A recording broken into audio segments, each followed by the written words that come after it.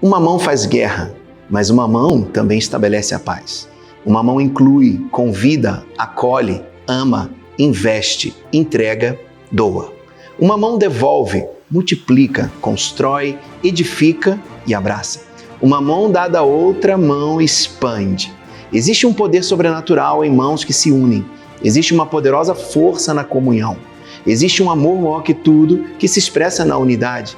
Existe uma incrível graça na diversidade. Várias mãos, uma só identidade. Várias digitais, uma só essência. A Power faz 5. As nossas mãos fazem parte. Power Church, uma família construída com várias mãos. Power faz 5 e nós vamos caminhar para mais 5 com as suas mãos também. Bom, sem mais delongas, ele é graduado em Sociologia, com especialização em Psicologia, mestre em Teologia e doutor em Divindade pelo Hosanna Seminary, fundador de inúmeras igrejas e seminários nos Estados Unidos, também fundador e pastor sênior da Comunidade das Nações em Fortaleza.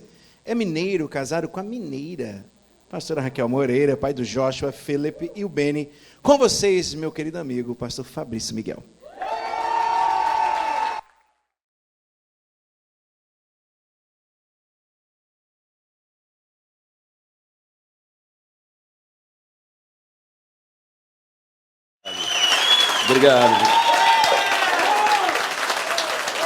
Obrigado, gente. Coisa boa estar aqui, muito bom estar com vocês. Muito feliz de estar aqui. E assim, a igreja parece muito com ele, né? Eu estava aqui vendo a alegria, a generosidade, o amor que essa igreja transpira. E tem tudo a ver com a Dani e com o Damasceno. Tem tudo a ver com seus bispos. Eu queria que você desse uma salva de palmas pela vida deles.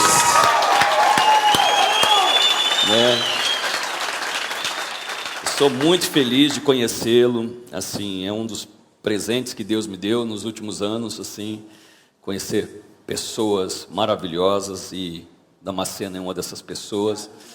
E assim, te amo, meu amigo, muito bom estar aqui. Ele já esteve lá com a gente em Fortaleza, né? Ele não passou pelo Vale da Sombra da Morte lá. Ele pregou em um culto só, porque domingo nós temos 5. E assim... Amém. Um outro amigo dele, que é o Júnior Rochirola, foi lá. Aí ele falou assim: vou pregar no 5. Aí quando ele viu que tinha um culto 3 horas da tarde, ele falou: me libera desse. É o culto que depois que todo mundo almoçou, vai para ele. É meio assim, né? Mas vai muita gente. Meus queridos, eu estou muito feliz. São 5 anos que vocês estão na Power aqui, construindo uma casa espiritual, uma família. Nós temos 10 anos que estamos em Fortaleza. Inclusive, estava falando ali para minha esposa: olha, se na coisa dar uma mão é boa, mas 2 mãos vai ser melhor. Eu não vou falar que eu vi aqui, porque originalidade é a arte de nunca revelar suas fontes, né? Eu sou original. Vamos para a palavra. Eu quero convidar você a abrir a Bíblia em Marcos, capítulo 3, do verso 13 ao 19. Marcos 3, do verso 13 ao 19.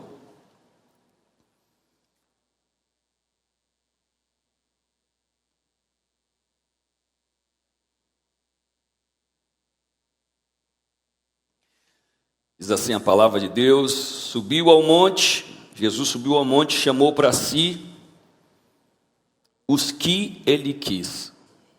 Vou repetir isso porque é muito poderoso. Os que ele quis. E vieram a ele, e ele nomeou 12, para que estivesse com ele e mandasse pregar. Para que tivessem poder para curar enfermidades, expulsar demônios. A Simão, a quem pôs o nome de Pedro, a Tiago, filho de Zebedeu, a João, irmão de Tiago, aos quais pôs o nome de Boanerges, que significa filhos do trovão, a André e a Filipe e a Bartolomeu, e a Mateus e a Tomé e a Tiago, filho de Alfeu, e a Tadeu, e a Simão o cananita, e a Judas Iscariotes, que o entregou. Até aí, vamos orar? Pai, eu te dou graça por estar aqui, eu te dou graças porque nós estamos abrindo a tua palavra, e só de abri-la, só de ler a tua palavra, tem nela poder já para transformar a nossa vida. Eu peço a Deus amado que entre eu e cada pessoa que está aqui ouvindo, o teu Espírito aplique de forma poderosa essa palavra, ser propício a nós, seja relevante, Senhor. Ó, Pai amado, nos encontre hoje aqui. Nós pedimos pelas misericórdias de Cristo Jesus, nós somos dependentes da tua transformação, da tua mudança. Faz em nós aquilo que o Senhor quer essa noite, que todos nós venhamos sair desse lugar dizendo: Deus falou comigo. Esse é o nosso alvo, no nome de Jesus, amém, amém. O texto que eu li fala da escolha de Jesus de 12 discípulos, os seus discípulos, né? E é poderoso porque ele escolheu quem ele quis. Haviam algumas dezenas de discípulos, e Jesus olhou para cada discípulo. Talvez você até pense, ele escolheu até mal ali, mas eu vejo uma sabedoria divina, porque a escolha de Jesus foi tão no princípio, foi tão entendendo a igreja, que ele escolheu todo tipo de comportamento possível dentro do ser humano. Quando ele foi escolhendo os discípulos, ele foi escolhendo estados de coração, ele foi escolhendo históricos diferentes, ele foi escolhendo mentalidades, ele foi escolhendo formas de comportar diferentes, a fim de que todos nós fôssemos contemplados. E é por isso que hoje eu vou falar sobre isso. Eu tenho certeza hoje aqui que todo mundo vai receber a palavra de Deus. Eu tenho certeza hoje aqui, não por arrogância nem prepotência, mas porque não tem jeito de ficar fora desses 12 discípulos. E é sobre eles que eu vou falar. Sobre como Jesus escolhe 12. Primeiro, Jesus escolhe Pedro e André. Pedro e André são pescadores pobres, gente humilde. Assim, Jesus escolhe gente humilde. Mas acima de tudo, Pedro era uma pessoa que tinha uma esquizofrenia na sua fé.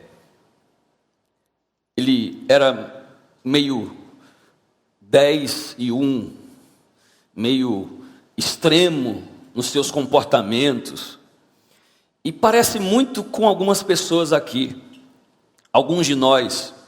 Primeiro porque Pedro tinha uma coragem incrível. Lá em Mateus 16, Jesus está lá em Cesareia de Filipe, bem no norte, lá de Israel. E Jesus vai e pergunta para os discípulos: quem é que as pessoas estão dizendo que eu sou?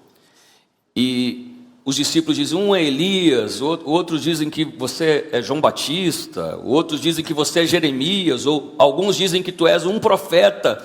E Jesus pergunta: e vocês, quem dizem que eu sou? E Pedro pula na frente, ele é corajoso, ele fala uma expressão, irmãos, que naquela época seria tratada como, seria apedrejamento, na certa. Ele diz: tu és o Cristos, o Filho do Deus vivo. Ou seja, você é o Messias esperado, você é a manifestação de toda a profecia do Antigo Testamento, você é o cumprimento das promessas, você é o Cristo, o Filho do Deus vivo. Se Pedro correu risco ali naquele momento, ele colocou a carne no jogo, ele se expôs, ele foi alguém que sabia se demonstrar sua fé, ele tinha esse comportamento, ele era corajoso. Mas é incrível como 3 versos depois, não é 10 versos, não é 10 dias, não é 10 meses, nós estamos falando de 3 versos depois, Jesus diz assim: importa que o Filho do Homem, que eu vá a Jerusalém e sofra na mão dos romanos e morra. Pedro então entra no seu estado de covardia, ele olha para Jesus e diz: não faça tal coisa, você não vai viver isso, porque senão a gente vai viver isso também. E Jesus olha para ele e diz: para trás de mim, Satanás. É impressionante porque aqui Jesus disse: olha, não foi nem carne nem sangue que te revelou, tu és Pedro, sobre essa pedra edificarei a minha igreja. 3 versos depois Jesus está chamando ele de Satanás. Para trás de mim, Satanás. E é incrível como isso parece com muitas pessoas aqui, com muitos de nós. Às vezes a gente tem uma coragem incrível para fazer coisas incríveis para Deus. A gente se expõe pelo Senhor, a gente ama Deus de uma forma poderosa, mas depois a gente tem atos de covardia que a gente não compreende. Parece que perto de algumas pessoas a nossa luz ela vai embora, perto de alguns meios a gente não consegue ser posicionado, não consegue projetar a nossa fé, não consegue projetar quem nós somos. Mas eu quero te dar uma novidade hoje: Jesus escolhe gente como você, como eu. Pedro não era só corajoso e covarde. Lá em João capítulo 18, a Bíblia diz que Jesus foi ser preso. Ele foi lá e pegou uma espada e cortou a orelha de um servo do sumo sacerdote. Ele disse: ninguém vai pegar Jesus, eu vou proteger, eu sou um apologista de Jesus. E 3 versos depois, isso está em João 18:10, 4 versos depois, em João 18:16, a Bíblia diz que ele nega Jesus 3 vezes. Como pode alguém defender Jesus? Um apologeta, ele sabe defender, ele estuda a Bíblia, ele defende Jesus em ambientes, mas em comportamentos ele nega Jesus. Às vezes numa latência da carne, às vezes numa decisão errada, às vezes numa influência, num pecado que ele ainda não dominou. Aqui ele defende Jesus com todo o coração, mas aqui ele envergonha o nome de Jesus. Aqui ele diz mentiras. Aqui ele nega Jesus. Como alguém pode ser tão poderoso, pode ser um adorador e ao mesmo tempo alguém tão entregue nas vaidades, alguém que tão fácil cai? Mas esse é Pedro. Ele tem uma esquizofrenia espiritual. Ele é alguém que sai de um barco quando Jesus vem andando sobre o mar. Ele é capaz de iniciar processos de milagre, capaz de iniciar processos de manifestação de coisas sobrenaturais. Ele começa a andar sobre as águas, vencer a gravidade, fazer algo incrível. E 3 passos depois ele sente o vento e de repente ele começa a submergir. Como alguém pode ser assim, tão esquizofrênico, capaz de declarar no domingo: Deus é o Senhor da minha família, Deus é o Senhor, e na terça-feira está pensando em divórcio? Como alguém pode ser alguém que está aqui adorando no domingo, dizendo: tu és o Deus da minha vida, e na quarta-feira está fazendo algo que contradiz isso? Mas esses são quem nós somos. Muitos de nós fomos feitos da tessitura de Pedro, mas hoje eu quero dizer algo para você: Deus está contando com você mesmo assim. Deus não desistiu disso, não desistiu de você. Eu quero dizer para você que quando Jesus sobe para orar, para escolher os seus 12, aqueles que vão abençoar, aqueles que vão cooperar na Power Church, aqueles que vão fazer essa igreja chegar a 5.000 pessoas, Ele está dizendo: existem alguns Pedros que eu vou usar naquele lugar. Existem alguns Pedros, eles mesmos olham no espelho, eles não veem nada em si, mas eu vejo que eles vão ser ferramentas poderosas do Senhor para mudar a história. É Pedro que se levanta em Atos capítulo 2 e começa a pregar. É Pedro, irmão, que é chamado por Jesus, e Jesus 3 vezes disse: tu me amas, e ele diz: eu te amo, Senhor, apacenta as minhas ovelhas. Você é Pedro aqui, mas vai apacentar as ovelhas do Senhor. Você é Pedro, mas vai liderar um pequeno grupo. Você é Pedro, mas vai liderar ministério. Você é Pedro, mas Deus te escolheu. Deus te escolheu. Primeiro, entenda, na contabilidade de Deus estão os esquizofrênicos espirituais. Na contabilidade de Deus também estão os almofadinhas ricos. Está aqui. Era Tiago e João. O papai deles era Zebedeu, um empresário da pesca da Galileia. Existem escritos históricos que falam que ele era dono de dezenas de barcos. O próprio Pedro e André trabalhavam para Zebedeu. A Bíblia diz que a mãe deles foi quem mais investiu no ministério de Jesus, que mais deu dinheiro. Então tem Tiago e João, que nascem num berço de ouro, meninos ricos, meninos que nunca se preocuparam com dinheiro. E é interessante que a gente vê essa arrogância deles, arrogância na mãe e neles. A mãe deles chegou para Jesus e disse assim: permita que os meus filhos no seu reino, um senta à sua direita e outro senta à sua esquerda. É porque os meninos estão acostumados, eles comem chambinho com o dedinho, assim, eles são meio almofadinhos, eles precisam, né, lá em casa, tudo vem na mão deles, eles nunca tiveram que fazer nada, nem trabalhar, os bichinhos, o Senhor permite que os bichinhos sentem lá à sua direita. E não só a mãe, mas no livro de Marcos mostra que eles também chegaram, tomaram coragem, e isso dá uma confusão no meio dos discípulos. Eles chegam os dois para Jesus e dizem assim: Senhor, eu quero sentar à tua direita, e eu quero sentar à sua esquerda. E Jesus diz: eu não sei se vocês estão prontos para beber o cálice que eu vou beber. E eles dizem: nós estamos. E Jesus até olha para o futuro e diz: realmente vocês vão beber, mas se vai sentar à minha direita ou à minha esquerda, é o Pai que diz. Entende como é o coração? Assim, tem pessoas que acham que o mundo deve a eles alguma coisa. Eles acham que as pessoas vivem em função de os fazer feliz, de alguma maneira. E assim, tem gente aqui assim. Tem. Você está aqui, você sabe que você foi beneficiado, que você cresceu em um lar. Isso não te diminui, nem te aumenta. Você cresceu num lar onde você teve tudo. Mas Jesus também está contando com você. Jesus também te escolheu. Assim, com o seu cabelinho cheio de gel, Jesus te escolheu. Sim, Ele te escolheu. Como Ele escolheu aqui Tiago. Como Ele escolheu aqui João e Tiago. Eles eram meio iracundos, assim, meio bravos. Sabe aquele pessoal que não consegue conter assim a ira? A Bíblia diz que Jesus foi passar por Samaria, e em uma cidade de Samaria, e não quiseram receber Jesus. Então eles falaram: Senhor, vamos pedir, e fogo vai cair do céu, e esse povo vai virar churrasquinho celestial. Churrasquinho celestial da minha parte, tá? Assim, mas o que? Era a ira, era a resposta. E às vezes tem gente aqui assim. Não, aqui não deve ter ninguém que se ira com facilidade. Aqui só tem gente controlado. Olha a pessoa do seu lado, é uma geladeira.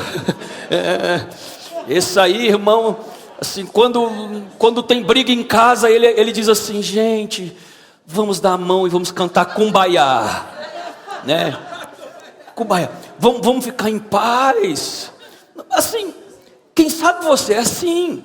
Eu tenho um gênio fortíssimo, é a minha latência, eu tenho que colocar isso debaixo da graça de Deus, eu tenho que me submeter a Deus, para essa coisa, esse vulcão né, assim, esse Krakatoa aqui dentro de mim, né, mas quem sabe tem gente aqui. Mas eu vou dizer um segredo para você: na contabilidade de Jesus você está dentro. Sim. Pastor, essa minha personalidade difícil, eu sou, assim, eu digo lá no Ceará, né? Um camarada veio lá do interior de Ceará. Sim, e diz assim, eu tenho sangue italiano. Eu falei, é mesmo? Porque sangue italiano, porque é nervoso, né? Mas quem sabe você até diz, eu tenho sangue italiano. Não, mas Jesus contabilizou você. Jesus vai te acalmar. Ele vai te dar um chá de maracujá celestial, assim, sabe, uma camomila divina. Você vai entrar num manto de calmaria, em nome de Jesus. Eu vou dizer para você que vai ter gente que nem vai entender como você mudou, porque Jesus te escolheu. E deixa eu dizer algo para você. Não tem esses garotos prepotentes, João e Tiago, arrogantes, querendo o seu espaço, querendo o seu lugar, não querendo servir, eles queriam nome. Não tem esses garotos aqui que queriam matar a gente, fazer churrasquinho celestial. É esse João que escreve 3 epístolas do Novo Testamento, e que ele se autodenomina apóstolo do amor. É esse que chama as pessoas de filhinhos. Lá atrás ele diz assim, Senhor, derruba fogo do céu. Agora ele diz, filhinhos, não pequeis, mas se pecardes, tendes um advogado, Jesus o justo. Irmãos, Deus mudou a vida desse homem, assim como vai mudar a sua. E assim como na contabilidade de Deus, a gente não pode esperar que a gente conserte 100% para servir a Deus. Irmão, todos nós aqui temos que andar com a placa dizendo assim, cuidado em obras, porque eu estou fazendo algo dentro de mim, Deus está me mudando, mas nem por isso eu não vou servir, nem por isso eu não vou amar, nem por isso eu não vou manifestar a glória de Deus no mundo. É aí, irmãos, é na nossa fraqueza que se manifesta a graça, a bênção, a vida de Deus. Ele é Deus no meu erro, no meu pecado, na minha falha. A Bíblia diz que o amor encobre uma multidão de pecados, e o sangue de Jesus nos tira a culpa. Nós vamos crescendo, nós vamos progredindo, e nós não vamos ser, a gente não é ainda o que nós devíamos ser, mas também nós não somos o que nós costumávamos ser. Nós estamos crescendo. Alguém diz assim, eu estou crescendo em nome de Jesus. Pois é, João,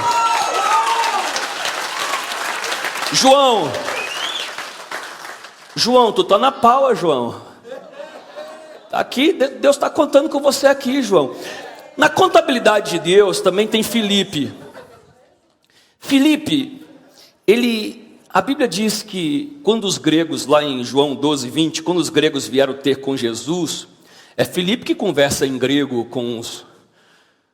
É Filipe que tem essa capacidade. Na verdade, os eruditos dizem que Filipe era o que tinha uma capacidade, uma inteligência, assim, um raciocínio mais sofisticado de todos os discípulos. Ele era um conhecedor de grego, era alguém que era inteirado tanto na cultura judaica quanto na cultura grega, e era alguém que era um questionador nato. Sabe, tem gente aqui que é sofisticado, assim, a sua mentalidade, você não aceita qualquer coisa, você tem um questionamento na sua alma, tudo é tão difícil para você, para os outros a pessoa crê, assim, crê e se joga, você pensa 10 vezes, e isso fica remoando dentro de você, e isso fica assim, será que eu vou? Será que isso é verdade? Será que não sei o quê? Eu vou dizer para você, querido, eu estava 1 ano no seminário e não tinha dúvida da existência de Deus. Quando eu falo isso, o pessoal fica escandalizado, mas eu estou dizendo a realidade, porque eu tenho uma alma inquiridora, eu sou questionador. Meu pai disse que eu infernizava a vida dele. Eu entrava, eu criança, meu pai dirigindo o carro, fala, pai, por que a roda desse carro está rodando? Ele diz, meu filho, é porque existe uma combustão e o pistão está batendo para cima e para baixo, e isso está fazendo rodar o pneu. E eu falo assim, o que é combustão? Ele disse, é a gasolina que está queimando e soltando gás carbônico. Para onde o gás carbônico vai? E assim, ele não aguentava mais, assim, porque essa minha alma, essa alma de Filipe, quem sabe você é assim, um questionador. Filipe estava com Jesus 3 anos, ele olha para Jesus e diz assim, Senhor, nos mostra o Pai. Aí Jesus olha para Filipe e diz, Filipe, eu estou com você há tanto tempo, Você ainda não entendeu, quem vê o Pai vê a mim. Por quê? Porque Filipe, tudo era racional, ele era grego, o nome, é o único discípulo que tem um nome grego, ele era pensante, e quem sabe você está aqui, você é assim. Às vezes tem pessoas que se jogam, que falam em mim, que levantam a mão, você fica olhando assim, meu Deus, o que é isso? Aonde que eu estou? Que negócio é esse? Eu luto dentro de mim, racionalizando tudo. Eu luto dentro de mim, sempre com problemas existenciais, sempre tentando ver um lado, ver o outro, sempre tentando questionar tudo. Mas você também foi contabilizado dentro dos discípulos, você também foi escolhido. Eu quero dizer para você, querido, Filipe, sabe para onde que ele foi? A Bíblia diz que ele foi para Hierápolis, e ele foi lá pregar o evangelho com a sua família. Ele viveu lá do lado de fora da cidade, porque ele não quis entrar na cidade e ter uma marca que Domiciano queria que todo mundo marcasse para comprar e vender dentro da cidade, e ele disse: eu não vou fazer uma marca. E aí falaram que ele ia morrer de fome, mas Deus sempre o sustentava, até que ele foi morto naquela cidade. E se você for hoje lá em Hierápolis, está lá o túmulo de Filipe do lado de fora. Ele se transformou em um defensor do evangelho. Na verdade, Filipe foi dos discípulos que foram mais longe pregar o evangelho. Ele foi tanto ao sul, na Etiópia, como ele chegou quase perto da Alemanha pregando o evangelho. Aquele que questionava virou mais entregue, aquele que complicava virou aquele que se derramou na presença de Deus. Por isso eu quero dizer para você, eu também era assim, mas em algum momento da minha vida eu disse, eu desisti de entender a Deus. Na verdade, quando eu entender a Deus, eu não vou adorá-lo mais, porque quando você entende uma coisa completamente, você se torna senhor daquilo. É por isso que Deus é mistério puro, é por isso que Deus deve ser adorado, não entendido, não compreendido. Ninguém pode colocar Deus no tubo de ensaio, ninguém pode colocar Deus dentro do computador e apertar enter. Deus é Deus. Alguém me ajude aí, celebra o Senhor. Deus é Deus.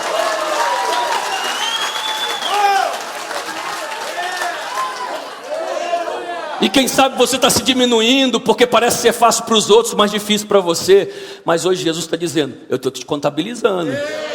Eu subi o monte, pensei em você. Quando eu pensei no que eu vou fazer em Belo Horizonte, na Power, eu pensei em você. Eu raciocinei em você. Você aí que contesta tudo dentro da sua alma, eu vou mostrar o caminho. Eu vou fazer você ter experiências poderosas comigo. E eu pensei em você. Você está aqui. Você está aqui, mas Deus pensou em você. Quem sabe você é como Bartolomeu, que também é Natanael, é a mesma pessoa. Foi Filipe que evangelizou Natanael, né? Ele chegou para Natanael e disse assim: olha, nós encontramos aquele que diz a Escritura, Jesus o Nazareno. E Natanael diz assim: pode vir alguma coisa boa de Nazaré? Natanael, ele é esse homem fiel a Deus. Como diz no Ceará, um caba direito, cabra bom, assim, uma pessoa maravilhosa. Jesus olha para ele e diz: oh, Natanael, eu vejo um judeu em quem não há dolo. Ele diz: você me conhece? E Jesus diz: sim, eu vi você quando estava lá debaixo da figueira. E ele diz: meu Senhor, meu Deus. Irmãos, sabe o que é Natanael? Natanael é o crente facinho. Quantos são facinho para Jesus aqui? Diga glória a Deus. Assim, aí Jesus olhou assim: você creu só porque eu disse que eu te vi debaixo da figueira? E ele disse: sim. Aí ele diz assim: em verdade eu te digo que você vai ver os anjos subindo e descendo sobre o Filho do Homem. Jesus está dizendo: olha, Natanael, tem gente que é aqui facinho para Jesus demais. Você é facinho. Hoje eu sou facinho para Jesus, irmão. Irmão, eu só tenho que alguém falar Jesus, eu já estou ali, glória a Deus. Assim, eu sou facinho hoje para Jesus. E você está aqui facinho, né? Deus não precisa nem se esforçar muito para agir na sua vida. Você é um Natanael, um Bartolomeu, porque qualquer coisa que Deus faz, você está celebrando. É o povo do glória a Deus, é o povo do aleluia. É quem hoje está aqui celebrando. É quem chegou aqui com a alma queimando, falando assim: glória a Deus, eu estava aqui no início, eu estou vendo o que Deus está fazendo. São pessoas que estão cheias da graça de Deus. E Jesus está contando com você também. Na contabilidade de Jesus, quando ele subiu o monte, ele diz assim: eu vou pegar o facinho também. Eu peguei o dificinho lá, o Felipe, e eu vou pegar o facinho também. Né? Deus usa, sabe por quê? Porque tem gente que pensa que Deus só usa pessoas com testemunhos espalhafatosos. Sim, esses Filipes da vida, sabe? Olha, eu era assassino em série, meu sobrenome era Dexter, assim, eu tinha alguns cadáveres lá em casa, assim, mas Jesus me salvou. Né? Essas pessoas assim que têm esses testemunhos: olha, eu perdi minha família, eu estava com outra família, depois estava com a terceira, mas depois Deus me chamou e eu voltei para a primeira. Isso, sabe? Assim, Deus também chama o facinho, irmão. Você que está falando assim: pô, minha vida não é complicada assim não. Será que Deus vai me usar? Porque Deus só usa esse povo complicado? Não, Deus usa o descomplicado também. Deus usa as pessoas sem essa complicação toda. Deus usa Natanael. Jesus, olha, você está na lista de Jesus, Natanael. Irmãos, também Mateus é incrível, Mateus, ou chamado de Levi também. Levi, ele é um cobrador de impostos. E ele trabalhava entre a cidade de Betsaida e Cafarnaum. E ele ficava cobrando ali. E a Bíblia diz que Jesus chegou lá e disse para ele assim: vem e segue-me. Ele deixou tudo. Ele foi seguir a Jesus. Sim, tem muito Levi aqui. Pessoas que renunciam com facilidade. Tem pessoas aqui que renunciam com dificuldade, eu já falei desses, mas você renuncia com facilidade. Quando Deus te disse entrega, você já é seu, Jesus. Quando Deus disse, vai uma milha, estou indo duas, Senhor. Tem gente aqui, queridos, tem gente que sofre para pedir perdão. Tem gente que pede perdão até para a barata que está subindo na parede. Assim, tem gente que tem dificuldade de refazer relacionamento. Tem gente aqui que tem facilidade. E você vai lá e fala assim, é para pedir perdão? Vem cá, deixa eu dar um beijo logo. Esse é Mateus, é Levi, esse tipo de gente que renuncia. O cara abriu mão, irmãos, do melhor emprego da época. É como se fosse assim, o melhor emprego da época. Você sabia que o cobrador de imposto, ele tinha que dar a parte de Roma, e ele podia colocar qualquer porcentagem a mais que ele desejasse. Ele podia colocar qualquer porcentagem e cobrar, e era dele aquela parte. E esse homem abre mão disso, ele renuncia a isso para seguir a Jesus. E eu quero dizer a você que é assim, Deus está te contabilizando aqui hoje também. Só que também tinha Tomé. Tomé, irmãos. Assim, quem ouve falar de Tomé e pensa que ele era o incrédulo, talvez você nunca leu a história de Tomé realmente. Tomé é incrível. Um rapaz sensacional. Esses discípulos eram todos rapazes, tá, gente? É que nem a Power Church aqui, que tem muito jovem, eu estou vendo. Todos rapazes. O mais velho, possivelmente, era Pedro, que tinha entre 21 e 22 anos de idade. Era o mais velho. O resto tudo estava entre 17, 16 e 22. A gente vê aqueles discípulos velhos, aquilo ali é história. Qualquer erudito da época sabe. Os talmudins, que eram os discípulos, eles estavam na idade entre 16, 15 e no máximo 19. Jesus era diferente, pegou alguns mais velhos. Mas também, naquela época, a expectativa de vida era 37 anos de idade. Então eles eram velhos. E Tomé, gente, era incrível, um rapaz incrível. A Bíblia diz que Jesus foi ameaçado numa certa cidade. Eles queriam matá-lo. E Tomé olhou para os discípulos e disse assim, vamos para que com ele morramos. Ele foi o primeiro discípulo a falar assim, vamos morrer com ele. Isso quando Jesus estava começando o ministério. Tomé cria em Deus. O problema de Tomé não era esse. O problema de Tomé é quando ele desconectava, ele relativizava demais a fé. A Bíblia diz que Jesus veio visitar ressuscitado os discípulos. E Tomé não estava na reunião do culto. Tomé faltou o culto de domingo. Tomé, assim, e o problema de Tomé, sabe qual que é? Se ele está ligadão, irmãos, ele é fogo puro. Vamos morrer por Jesus. Se ele está ligadão, ele é. Vamos fazer. Olha, nós vamos ganhar Belo Horizonte. Nós vamos, em nome de Jesus, nós vamos alcançar as pessoas. Quando Tomé está conectado. Agora, se Tomé falta 2 cultos seguidos, e alguém diz assim: olha, o Senhor visitou no culto. Ele, é mesmo? Olha, Jesus apareceu. Ele diz: apareceu nada. Assim, só se eu tocar nas suas feridas. E quem sabe você é assim. Você tem uma inconstância espiritual. Enquanto você está ligadão, você é fogo puro. Enquanto você está ligadão, vamos morrer por Cristo, vamos ganhar Belo Horizonte, vamos fazer isso.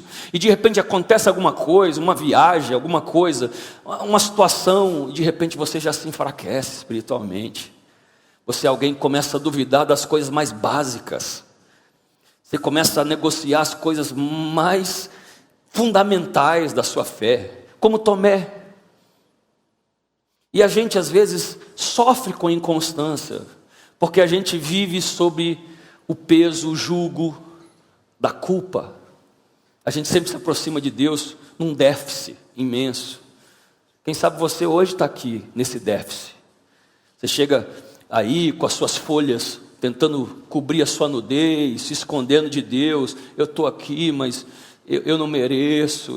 Senhor, eu sou... É impressionante como as pessoas às vezes dizem que não é nada. Sabe? A gente pensa que isso é humilde. Isso não é humilde. Um dia eu estava na presença de Deus, eu estava nessa onda, sabe? Dizendo lá, chorando, dizendo: Senhor, eu não presto, Deus, eu não valo nada, Senhor, eu devia ser muito mais, Deus, eu não, Pai, eu sou, Pai, tudo que o Senhor investiu em mim, eu sou uma porcaria, assim, e às vezes eu com esse sentimento, e falando isso com Deus, e um dia, irmãos, assim como eu estou falando com vocês, eu ouvi uma das vozes mais poderosas que eu já ouvi da minha vida. Eu vi, não sei se foi o Espírito, se foi Jesus, se foi Deus, eu não consigo te explicar isso. Mas eu estou lá: Senhor, eu não presto, eu sou um vagabundo, eu sou pior que o cavalo do bandido, o cocô do cavalo do bandido. Senhor, não... E de repente Deus diz: para! E eu tremi no meu quarto, e Deus diz: para! Eu fiquei em silêncio, e Deus me disse, ou o Espírito me disse: se o seu filho, o Joshua, na época ele devia ter uns 7 anos de idade, 5 anos de idade. Se o seu filho Joshua chegar para você e começar a falar: Pai, eu não presto, eu não mereço a alimentação que o Senhor me dá. Pai, eu não mereço essa roupa que o Senhor me dá. Pai, eu não mereço. O que você ia fazer com ele? Eu ia falar, eu disse: Deus, eu ia falar com ele: meu filho, tudo que é meu é seu. Você merece tudo, meu filho, você é sangue do meu sangue, você... Aí Deus, irmãos, Deus olhou para mim e disse: pare de se destruir na minha presença. Me peça perdão, mas logo volte a olhar para os meus olhos, porque eu te amo, porque você é criatura minha, você é meu filho. Eu te amo mais do que você ama o seu próprio filho. Irmãos, quem sabe você é um Tomé que de vez em quando deixa de crer nas coisas mais essenciais, que se desconecta, que vive uma inconstância espiritual. Mas eu tenho uma novidade de Deus para você: Jesus contabilizou você quando ele subiu ao monte. Jesus pensou em você e disse: eu não vou desistir de você, eu não vou abrir mão de você, eu vou te usar, eu vou te fazer um homem de Deus. Jesus não desiste de Tomé. Jesus reaparece e diz: Tomé, toca aqui na minha mão, e você tenha fé. E ele diz: meu Deus, meu Senhor. E Tomé, irmãos, ele foi ser um homem poderoso. Ele morreu na Índia pregando o Evangelho. Foi ele que levou o Evangelho para a Índia, cheio da graça, cheio do poder de Deus. E é isso que vai acontecer com você. Você não vai morrer não, mas você vai pregar o Evangelho com todo o poder e com toda a graça. Jesus contabilizou você. Gente, quem sabe você é um Tiago, filho de Alfeu. Quem era Tiago? Em Lucas 6 diz que ele era filho de Alfeu, que era um dos discípulos de Jesus. Não se tornou apóstolo, mas era discípulo. Em Marcos 15:40 diz que a mãe dele chamava Maria, que era irmão de Salomé, que servia a Jesus com as suas fazendas. E em Mateus 27:25 diz que ele era irmão de José, que era outro discípulo de Jesus. Então ele tinha pedigree, pedigree santo. genealogia graciosa. Quem sabe você é assim. Você está aqui porque alguém orou por você. Gente, eu estou aqui porque a minha avó orou por mim. Porque minha avó não desistiu de mim, porque dizia um peso de intercessão. Todo mundo está aqui e teve um peso de intercessão na sua vida. Irmãos, olha, mesmo quando você não percebe. Eu estava pastoreando nos Estados Unidos, eu estava passando um momento difícil pra caramba. E eu fui cortar o cabelo. E aí tinha um irmão que estava cortando meu cabelo lá. E o irmão é aqueles... sabe, aqueles irmãos assim que é muito usado assim, é uma labareda de fogo. E ele cortando meu cabelo, e ele disse: pastor, tem alguém orando por você? Eu falei: amém, amém. E eu continuei ali pensando. Ele: pastor, o senhor não está entendendo, tem alguém orando por você? Eu falei: tá bom, toma cuidado com as suas para não me machucar aí. Aí ele parou tudo, olhou para minha cara e disse: pastor, tem alguém orando por você, rapaz. Eu falei: amém. Aí eu saí dali e de repente meu irmão, no caminho para casa, liga para mim e disse: cara, papai, o pessoal gosta de você, hein? Eu falei: quem? Ele disse assim: eu fui num culto de manhã, numa igreja tal. Ele falou: a igreja tal, assim, um culto de oração de manhã, e eu me ajoelhei atrás de uma irmã. Nunca sabia que ela te conhecia. E ela começou assim: Senhor, abençoa o pastor Fabrício que está nos Estados Unidos. Senhor, muda a vida dele. Senhor, entra com intervenção, algo poderoso na vida dele. E irmãos, aquela semana foi uma semana poderosa, transformadora para a minha vida. Eu quero dizer para você que sempre tem alguém orando por você, sempre tem alguém intercedendo por você, sempre tem um peso de intercessão pela sua vida. E quem sabe você é assim. Quem sabe você é um Simão Zelote. Sabe quem era Simão Zelote? Zelote significa zelo. Eles eram de um partido político. Quem sabe você é aqueles caras que vai no Facebook ficando infernizando. Sabe, não sei o que, Lula ladrão, Bolsonaro não sei o que, pá. Jesus está contabilizando você também. Sabe? Zelote era assim, você gosta e não sei o que, o tempo todo fica aquelas brigas infindáveis. Você que já saiu 5 vezes do grupo de WhatsApp da família, já expulsou gente, já brigou. E o Zelote era assim. Sabe quem eram os zelotes? Eles acreditavam em luta armada para tomar o poder dos romanos. Eles tiveram várias revoltas. Como é que Jesus foi colocar um doido desse no grupo dele? Como é que Jesus foi colocar um cara assim, tão ideológico, tão assim, levantando bandeira, abaixo não sei o que, eu não aguento mais, o Supremo não sei o que, o careca. E, irmãos, como é que Jesus colocou uma pessoa assim? Porque ele precisava de dar uma referência para você. Olha, na contabilidade de Jesus estava você, zelote. Agora vocês vão... Sabe quem é o zelote? Você conhece um zelote aqui? Se tem um zelote perto de você, não vamos denunciar ele, não. Irmãos, quem sabe você é um Judas Tadeu. Você sabe quem Judas Tadeu é? Você sabe o que ele fez? Nada. Sabe quem? Não sei quem ele é, porque ele não aparece na Bíblia. Ele só aparece aqui. E às vezes você se sente esse invisível. Se eu for à igreja, ou se eu não for, é a mesma coisa. Eu não faço diferença. Eu não sou contabilizado entre aqueles. Assim, o meu chamado é o da presença. Eu sou. Quem sabe você se sente assim? Você sabe aonde que Judas Tadeu apareceu? A Bíblia diz que 2 discípulos fugiram de Jerusalém na estrada de Emaús. Um era Cleopas e outro era Judas Tadeu. E que Jesus ressuscitado foi atrás deles.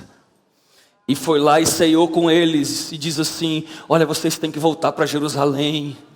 E foi lá, irmãos, fez algo poderoso. Às vezes você sente que você não é necessário. Mas Jesus foi atrás de Judas Tadeu.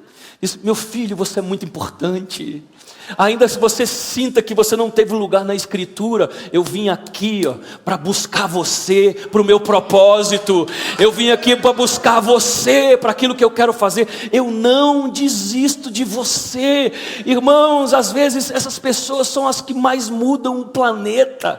Olha, são essas pessoas que não têm nome, mas transformam tudo. Olha para a serva de Naamã, olha para gente assim, que você nem sabe quem é, mas mudou o rumo de nações, transformou. Às vezes a gente não se vê como uma pessoa, como um Pedro, um João, um Paulo, e diz: quem sou eu? Eu sou só um Judas Tadeu. Mas eu quero dizer que Jesus vai atrás, no caminho que você for, e vai atrás de você, dizendo: sem você eu não vou fazer, sem você eu não vou fazer, você está contabilizado, eu te escolhi, eu te separei, eu te chamei. Até que nós chegamos no último. Nós chegamos em Judas, o Iscariote. Judas Iscariotes era a cidade de onde ele veio. E todo mundo, não precisa de explicar a história de Judas, você sabe, foi o que traiu Jesus, vendeu por algumas moedas. E a Bíblia diz que, assim, quem nunca experimentou isso, gente, aqui? Uma sensação de ter traído Jesus. Eu experimentei isso várias vezes na minha vida. Várias vezes. Tudo que o Senhor fez por mim, Deus, todo investimento, eu faço isso. Às vezes a gente trai Jesus não por ação, mas por omissão. A gente sabia que devia fazer aquilo, sabia que devia ajudar aquela pessoa, sabia que devia dar aquela palavra. Judas trai Jesus. Sempre existe um resultado, assim, um resultado da traição. A gente recebe alguma coisa em troca, que a gente vai ver que não vai valer a pena. E a Bíblia diz que Judas traiu Jesus, e que ele pegou, depois ele sentiu tanta culpa que ele foi lá e jogou as moedas de volta, lá para o sumo sacerdote, e ele pegou uma corda e foi se matar. E quem sabe você diz assim: pastor, aí Jesus não desistiu de todos, mas desistiu de Judas. Deixa eu dizer algo para você. Se ele tivesse esperado um dia mais, Jesus ressuscitou ao terceiro dia, Judas se matou no segundo dia da morte de Jesus. Mas se ele tivesse esperado um dia mais, às vezes você faz muito isso com você. Você caminha com uma corda, você se mata, você se anula, você não enxerga em você o chamado de Deus, você não vê que você pode participar, que Deus não pode redimir a sua vida, que você fracassou e isso foi definitivo, e que de alguma maneira, da agora para frente, Deus vai te olhar assim: olha, você vai ser usado, mas não nessa dimensão, você vai ser abençoado, mas não como os outros, assim, você vai ser só uma vítima da misericórdia, mas nunca do favor, nunca da graça.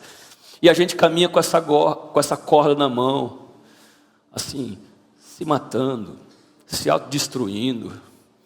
Às vezes o pior inimigo de você é você mesmo. Às vezes, assim, Deus quer te autorizar, Deus quer te jogar para crescer, para progredir, para avançar, mas às vezes as pessoas veem isso em você, é você que não vê em si mesmo.